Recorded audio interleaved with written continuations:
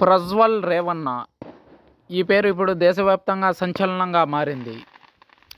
కర్ణాటకలోని హాసన్ నియోజకవర్గం ఎంపీ అభ్యర్థిగా ప్రజ్వల్ రేవన్న బరిలో దిగనున్నారు. ఈయన జేడీఎస్ పార్టీ అధ్యక్షుడు, మాజీ ముఖ్యమంత్రి, అలాగే మాజీ దేశ ప్రధాని దేవేగౌడ మనవడు.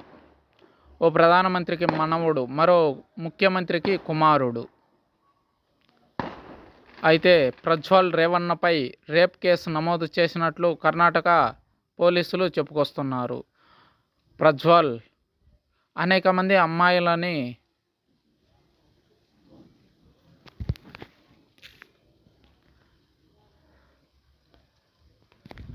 రేప్ చేసి మర్డర్ చేసినట్లు కేసులు నమోదయ్యాయి.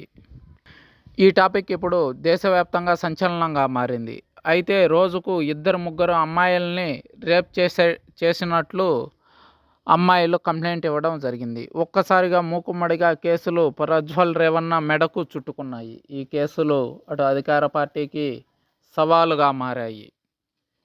ఈ కేసును ఎలా డీల్ చేస్తారో అనే అంశంపై తాజా రాజకీయాలు నిలిచే అవకాశం ఉంది.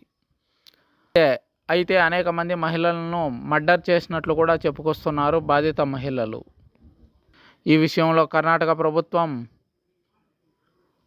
బాధిత మహిళలకు అండగా నిలబడుతుందని చెప్పుకొస్తున్నారు కర్ణాటక ముఖ్యమంత్రి సిద్ధరామయ్య.